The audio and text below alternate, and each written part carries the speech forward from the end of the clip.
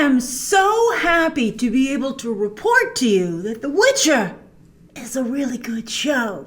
Netflix thankfully gave me all 8 episodes in advance, which I binged. They gave me the first 5 over Thanksgiving, and I watched them pretty quickly. I'm going to break down how the episodes fare in this review. Don't worry, it's a non-spoiler review. But then they gave me the final 3 the other day, and I watched them straight because it ends. The whole thing is strong, but it ends very strong.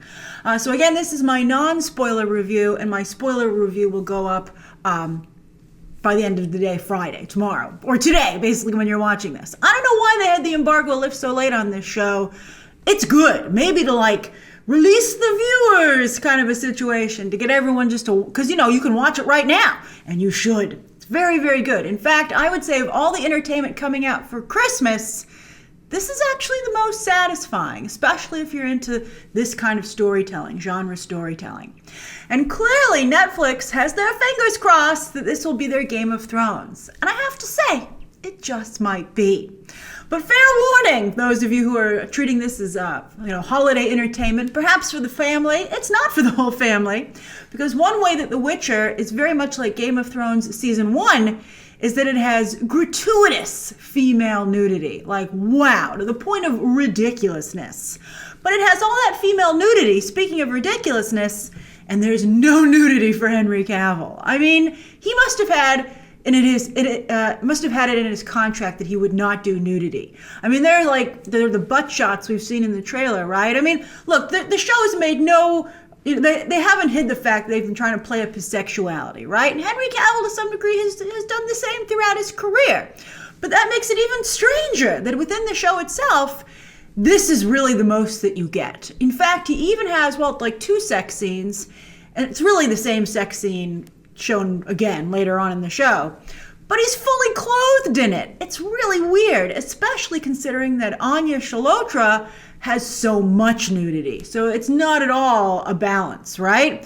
I mean, Anya Chalotra has so much nudity that at one point you just roll your eyes and go, okay, we get it, Anya, you're okay with nudity. I mean, it makes the show unwatchable as family entertainment, which we'll see how that choice works out for them. I think since you don't please everyone, why go there? I don't think the show needs it, to be honest with you. I mean, I think the nakedness is necessary, but they could have tastefully shot it. They didn't have to show it, as I guess how I feel about it. Maybe 1 or 2 shots, but I don't know. HBO is all about the nudity, but I don't know if it's really Netflix's thing, to be honest with you. Now, speaking of Anya Chalotra and Freya Allan, when I reacted to the trailers for The Witcher, I said, who cares about these women? We're all here for Henry Cavill. And some Witcher fans got real angry with me and said, Grace, these 2 women are important. Well, you were right. They're extremely important. The Witcher is about all 3 of them. And while Henry Cavill is the male lead, Anya Chalotra and Freya Allan are very much the female leads. And the show wouldn't work if they weren't all good, because there are large periods where Henry Cavill doesn't show up. But thankfully, all 3 of them are fabulous. So let's start with Henry Cavill, though, because many of you are here for Henry Cavill. Don't worry, you're going to love the whole cast. Very good. But August Walker, Geralt, these are excellent roles for Henry Cavill, and why so many of us want him to see him play a more dubious Superman. I mean, he excels at the morally ambiguous. Plus, though, while I've seen him not really connect with anyone romantically in his other projects, there were genuine sparks between him and Anya Chalotra. I believed their romance. And so on both their parts, particularly Henry Cavill, he was turning up not the smolder. This is a very female-centric show. It's weird. It has the male gaze for the nudity, but otherwise it's totally female-centric, which we'll talk about. So I think Henry Cavill, particularly how he played the role, would appeal very much to women. Or anyone who's into Henry Cavill, right? I also got a great amount of joy hearing him use modern swear words with his grizzled, accented Geralt voice, right? I could listen to Henry Cavill's Geralt say f*** all day long. It's hilarious. I loved it. He's also very handy with a sword. The first couple of action sequences aren't so great, but by the end of the season, I was like, wow, you can really swing that thing. It's really amazing. And the action scenes, I think, ended up throughout being very, very strong. There's one episode where he takes on this monster in a castle, an abandoned castle. It was great. Anya Chalotra, though, has the juiciest role as Yennefer. Although, in the final 3 episodes, Henry Cavill's Geralt starts to get some real depth, too, to his character. So, season 2 is going to be a doozy. Already greenlit. But Yennefer does Anya Chalotra does a great job with Yennefer's origin story, which I didn't know going in, and I love it. But for those of you who do know it, I think you'll be very pleased with how they portray it. I don't want to give anything away because I so appreciated the surprise. That's episode 2. And I was talk about being surprised. Henry Cavill, I don't think, is in that episode at all. And again, that's the 2nd episode. So I was like, whoa, no Henry Cavill.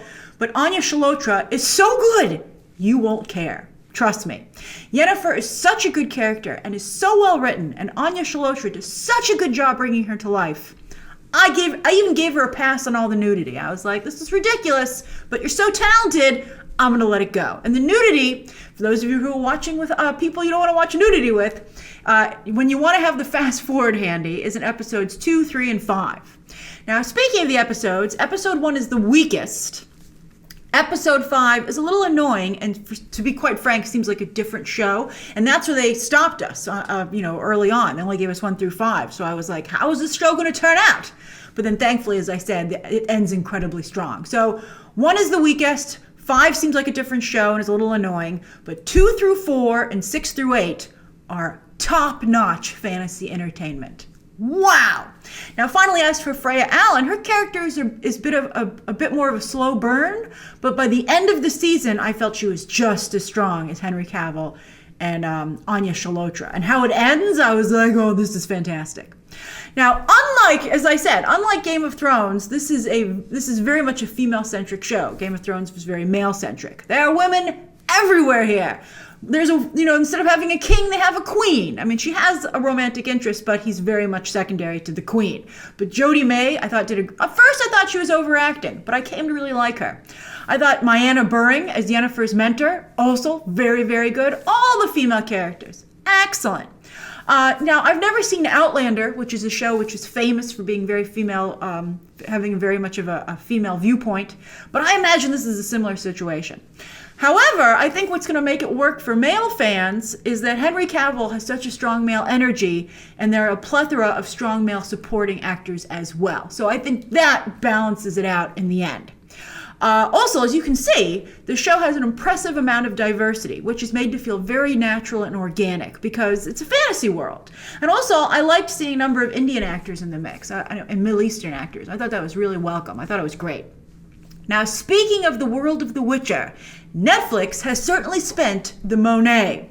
This is full fantasy. The locations are breathtaking. And for those of you from Poland, where, of course, the series originates, they shot some of it there, so it looks very nice. The monsters are vicious and plenty. The mythology is deep. Love the world building. And the magic, so much magic. I liked this idea of expanding upon the idea that rulers have, like King Arthur and Merlin, that they have mages as their advisors, and what that relationship is like, and how that works from the mage perspective. That stuff was great. Now, this might be a season 1, but budget-wise, it feels like season 2 or even a season 3. But where it does feel like a season 1, though, is that you will discover that it's really just setting up season 2. There are plenty of surprises here that I really appreciated, and I want you to experience them too, but I don't want you to get your hopes up either. I was a tad disappointed where they ended it, but it was such a strong ending on episode 8 that I was like, I wish that I could watch. I would have binged a whole nother 8 episodes for season 2. As I said, they've greenlit it. I don't believe they started filming it yet, but I'm very excited. So this is my non-spoiler review for The Witcher. Rejoice, Witcher fans, and get prepared for a whole lot of company because I think people are really going to like this show. And again, it's great for holiday viewing as it is highly bingeable. So look out for my spoiler review, I guess later today, right? Because it's Friday. Share your thoughts down below. Don't put any spoilers.